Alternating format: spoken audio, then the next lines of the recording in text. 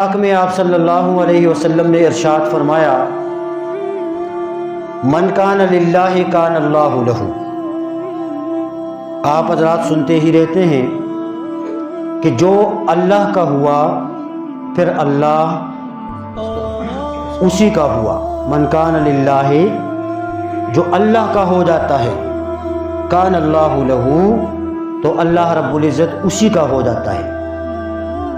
اس حدیث پاک کو سامنے رکھ کر بہت سارے واقعات اور قرآن کریم کے اندر بہت ساری اس کی مثالیں موجود ہیں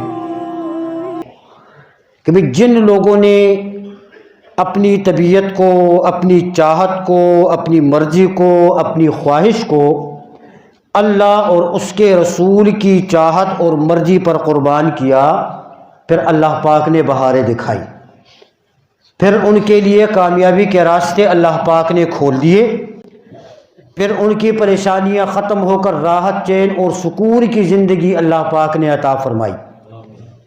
اور جو اللہ رب العزت کے لیے اپنے آپ کو وقف کر کے رکھے، اللہ کی پوری کائنات اس کے لیے تابع اور مسخر بن جاتی ہے۔ قرآن کریم میں اللہ تبارک و تعالی نے فرمایا، هو الذی جعل لکم الارض فراشا، کہ اللہ وہ ذات ہے کہ جس نے تمہارے فائدے کے لیے زمین کو فرش بنا دیا۔ زمین کو اللہ پاک نے تمہارے فائدے کے لیے فرش بنا دیا۔ جعل لکم الارض فراشا والسماء بناء، اور آسمان کو اللہ پاک نے چھت بنا دیا۔ وانزل لکم من السماء ماء، اور آسمان سے اللہ نے پانی برسایا بارش کی شکل میں۔ وَأَخْرَجَ بِهِ مِنَ الثَّمَرَاتِ رِزْقًا لَكُمْ، اور اسی پانی کے ذریعے سے زمین سے مختلف قسم کے میوے، مختلف قسم کی غذائیں، خوراکیں، ان ساری چیزوں کا اللہ پاک نے انتظام کیا۔ گویا کہ اللہ کی ساری کائنات انسان کی خدمت میں لگی ہوئی ہے، سارا سسٹم اور نظام انسان کی خدمت میں لگا ہوا ہے۔ پھر نادان انسان اس سے فائدہ بھی حاصل کرتا ہے، اسے استعمال بھی کرتا ہے، لیکن بنانے والے کی طرف ہماری توجہ نہیں جاتی۔ اسی لیے آقا کریم صلی اللہ علیہ وسلم نے یہ فرمایا کہ جس نے اللہ کے لیے اپنی زندگی وقف کر کے جو اللہ کا ہوا، پھر اللہ اسی کا ہو جاتا ہے۔ کائنات ساری کی ساری غلام بن جاتی ہے۔ ہم اپنی زندگی میں دیکھیں، ہمیں ہوا کی ضرورت ہے، ہمیں آگ کی بھی ضرورت ہے،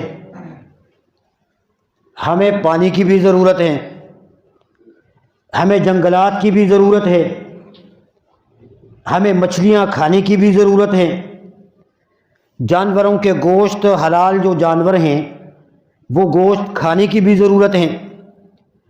ان ساری چیزوں کی ہمیں ضرورت پڑتی ہے، یہ کائنات کا حصہ ہے۔ لیکن آپ توجہ کریں کہ جو اللہ کی طرف جھک جاتا ہے تو پھر اللہ کی مخلوق اس کی طرف متوجہ ہو جاتی ہے، اللہ متوجہ کر دیتا ہے۔ حضرت فاروق اعظم رضی اللہ تعالیٰ عنہ کا زمانہ ہے، دور خلافت ہے۔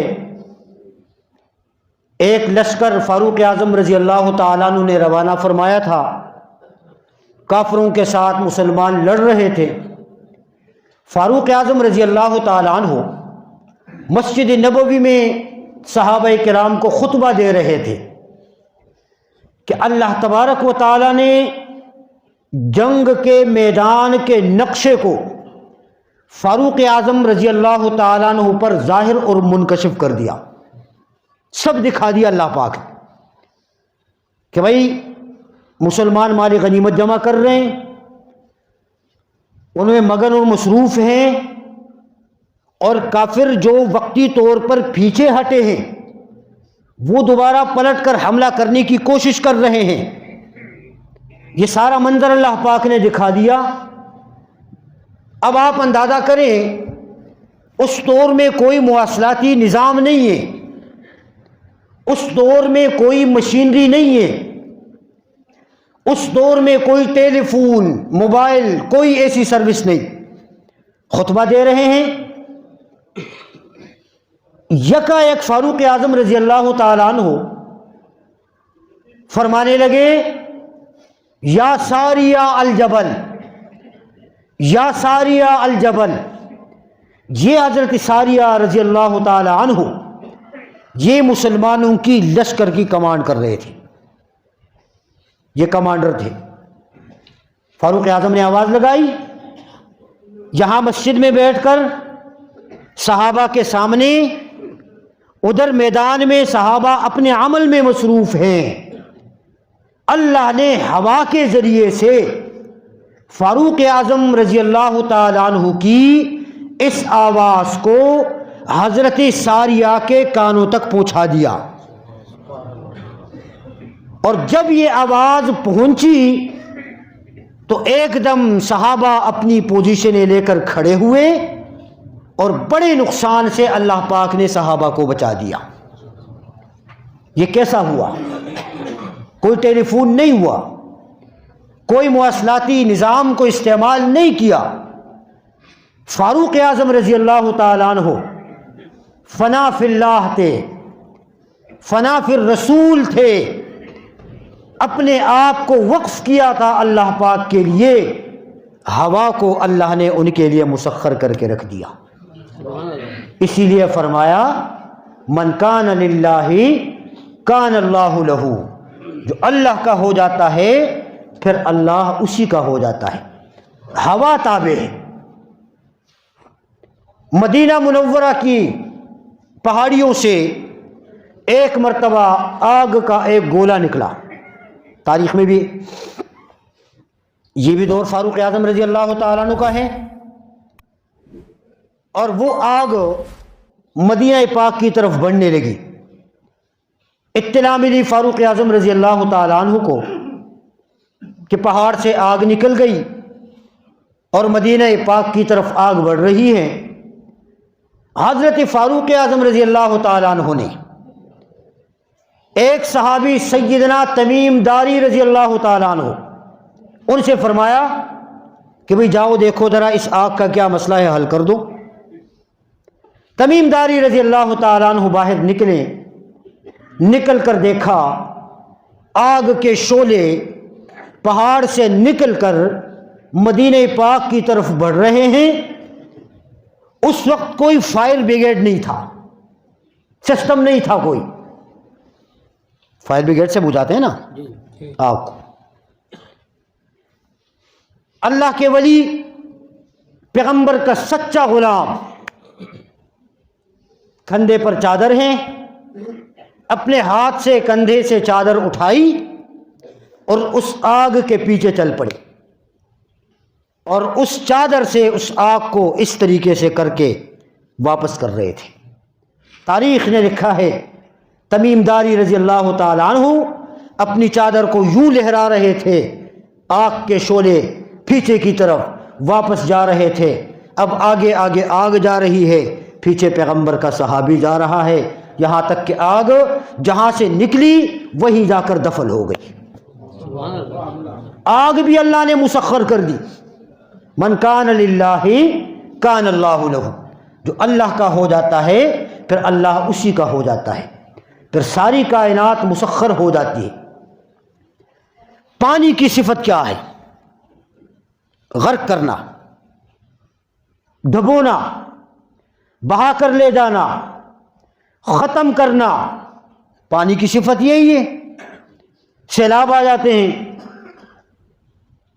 آبادیاں مٹ جاتی ہیں، لوگ غرق ہو جاتے ہیں، یہ پانی کی صفت ہے۔ لیکن یہ بھی دور فاروق اعظم رضی اللہ تعالیٰ عنہ کا۔ آج اتفاق سے سارے واقعات اسی پہ آ رہے ہیں۔ فاروق اعظم رضی اللہ تعالیٰ عنہ کا دور ہے، ملک مصر فتح ہوا، اور ملک مصر کا گورنر حضرت عمرو بن عاص رضی اللہ تعالیٰ عنہ مقرر ہوئے۔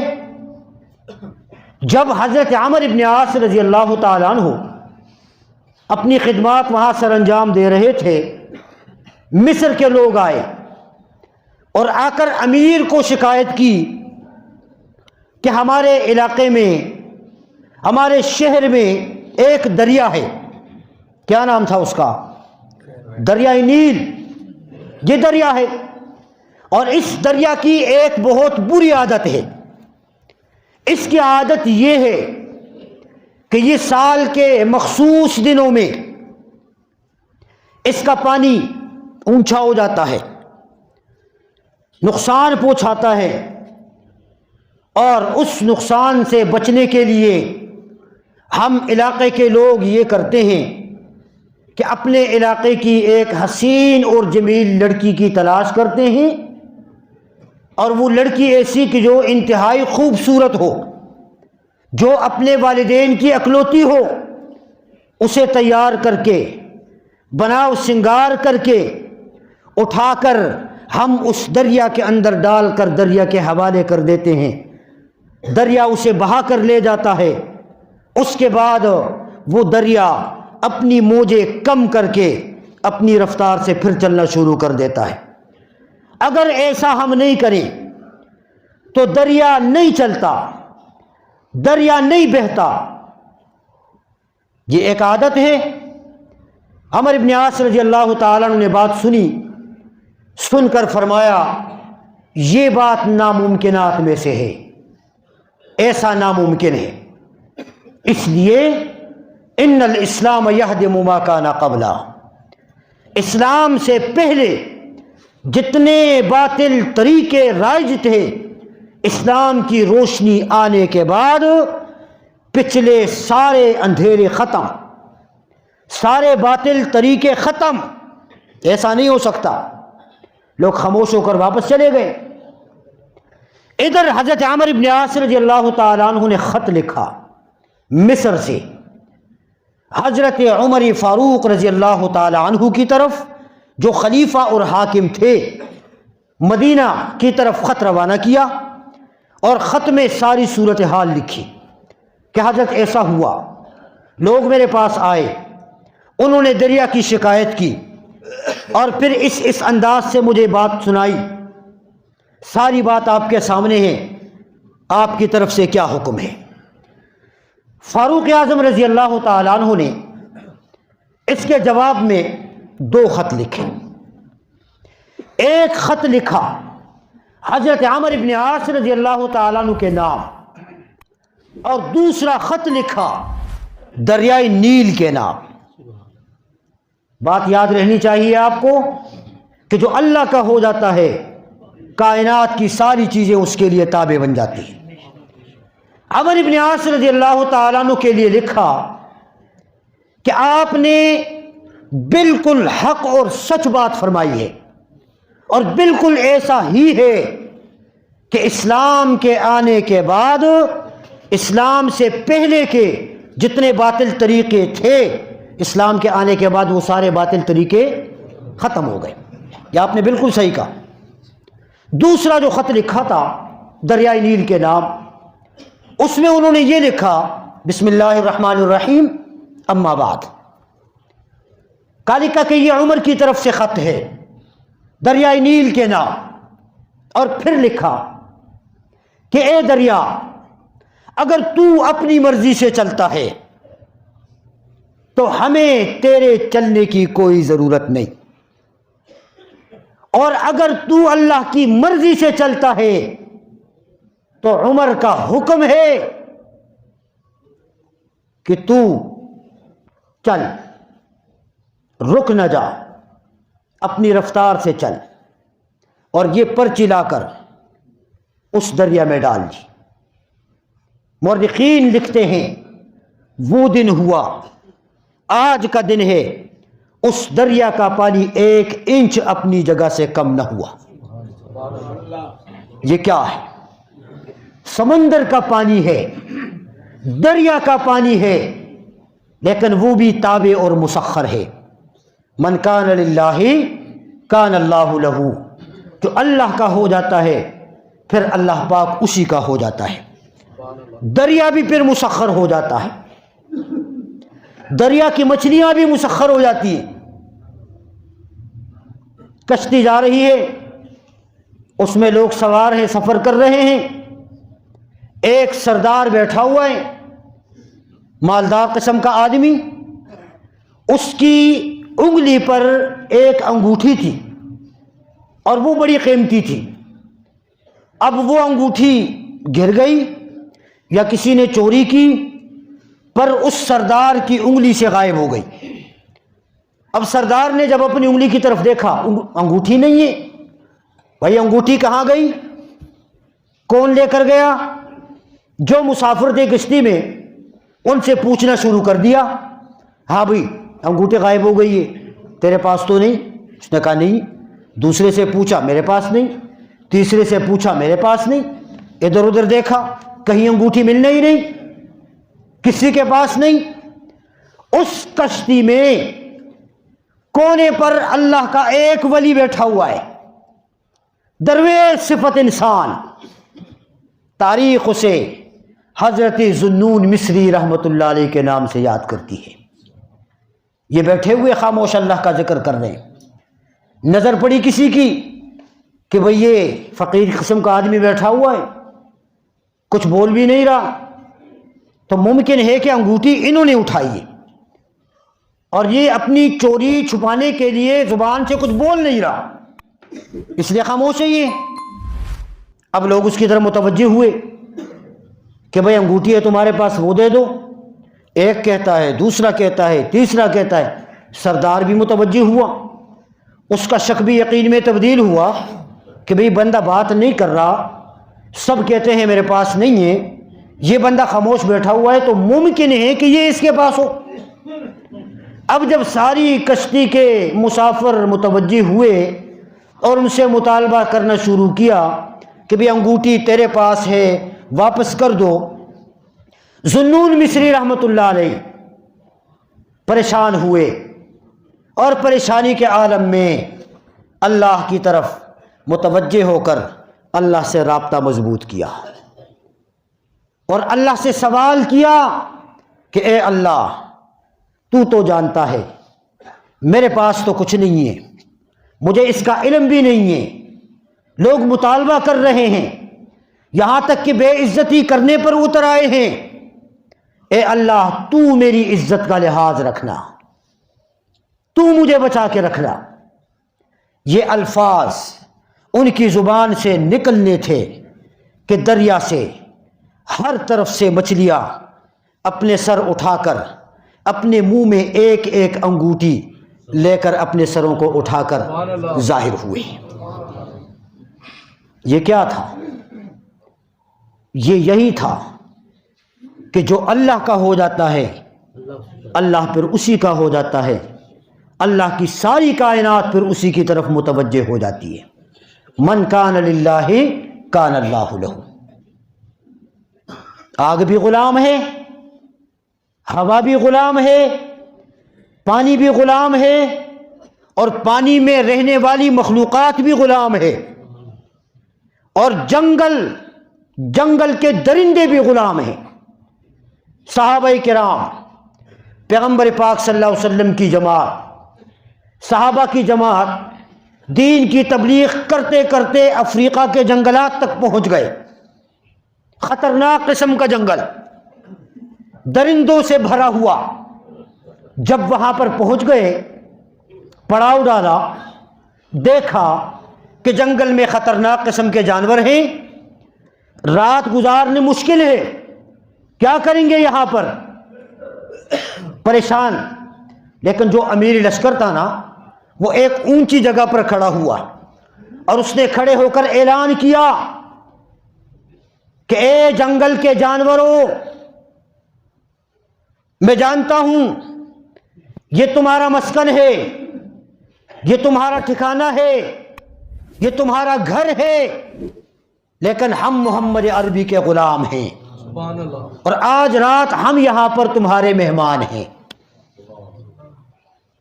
مورخین نے لکھا کہ اللہ نے یہ آواز آس پاس کے سارے جتنے درندے تھے، جتنے موذی جانور تھے، جتنے حشرات الارض تھے، سب تک آواز پہنچائی اور سب نے اپنے اپنے بچے بغل میں پکڑ کر اس علاقے کو خالی کر دیا۔ یہ کیا ہے؟ جو اللہ کا ہو جاتا ہے تو پھر اللہ اسی کا ہو جاتا ہے۔ حضرت سفینہ رضی اللہ تعالی عنہ سفر پر جا رہے تھے، جنگل میں دیکھا سامنے سے ایک شیر آیا، ببر شیر۔ اس نے حملہ کرنے کے لیے پوری تیاری کی اور قریب تھا کہ وہ حضرت سفینہ پر جھپٹ کر حملہ کر جاتا، لیکن جب سفینہ نے محسوس کیا کہ اب شیر حملہ کرنے کے لیے پوزیشن میں ہیں تو حضرت سفینہ فرماتے ہیں کہ اے ابو اللیث، یہ شیر کی کنیت ہے کہ اے شیر، میں جانتا ہوں تو اس جنگل کا بادشاہ ہے، لیکن اتنا یاد رکھنا حملہ کرنے سے پہلے کہ تیرے سامنے محمد عربی کا غلام کھڑا ہے۔ تاریخ لکھتی ہے کہ شیر نے یہ الفاظ سننے تھے کہ ایک دم عاجزی کے ساتھ جھک کر حضرت سفینہ کے سامنے بیٹھ گیا اور اپنی دم ہلاتے ہوئے وہاں زیر ہو گیا۔ اشارہ تھا کہ تو مجھ پر سوار ہو جا۔ حضرت سفینہ اس شیر پر سوار ہوئے اور شیر اپنے راستے کو آگے کی طرف چل پڑا۔ تاریخ لکھتی ہے کہ آگے سے راستے میں بھی کوئی شیر، کوئی جانور اس طرح غراتا ہوا آتا نا تو یہ شیر دفاع میں اسی طریقے سے جواب دیتا، وہ حضرت سفینہ کی حفاظت کرتا، بخیر اور عافیت کے ساتھ حضرت سفینہ کو اپنی منزل تک پہنچا دیا۔ جنگل کے جانور بھی تابع ہوئے، اسی لیے آپ نے فرمایا من کان للہ کان اللہ لہ، جو اللہ کا ہو جاتا ہے تو اللہ رب العزت پھر اسی کا ہو جاتا ہے۔ آج ہم پریشان ہیں، ہر بندہ تکلیف میں ہے، دکھ میں ہے، درد میں ہے، پریشانی کا واویلا ہے۔ کیوں؟ وجوہات آپ دیکھیں بہت کچھ مل جائیں گی آپ کو، لیکن سب سے بڑی وجہ میں عرض کر رہا ہوں کہ اللہ رب العزت کے ساتھ جو ایک کامل اور مضبوط تعلق قائم کرنا چاہیے تھا، وہ تعلق، وہ رشتہ، وہ بندھن وہ ہم قائم نہیں کر سکے، اس لیے پریشانیاں ہو رہی ہیں۔ آج بھی اگر ہم اللہ کی طرف متوجہ ہو کر اپنی من چاہی زندگی کو ترک کر کے رب چاہی زندگی پر عمل کرنا شروع کر دیں، یہ مشکلات انشاءاللہ ختم ہو جائیں گی، یہ ساری رکاوٹیں ختم ہو جائیں گی۔ ہم اللہ کی طرف آ جائیں، اپنے اعمال کی طرف آ جائیں اور ان اعمال پر کوشش کریں چلنے کی جنہوں نے قبولیت کے راستے دیکھے ہوئے ہیں۔ وہ پیغمبر پاک کی تعلیمات ہیں، وہ حضرات صحابہ کرام کی تعلیمات ہیں، وہ ان کے نقش قدم پر چلنا ہے، وہ ہمارے لیے آئیڈیل اور نمونے ہیں۔ انہوں نے ہمیں وہ راستے دکھائیں کہ جن راستوں سے ہم پیغمبر کے دروازے تک پہنچ سکتے ہیں۔ اللہ عمل کرنے کی ہمیں توفیق عطا فرمائے۔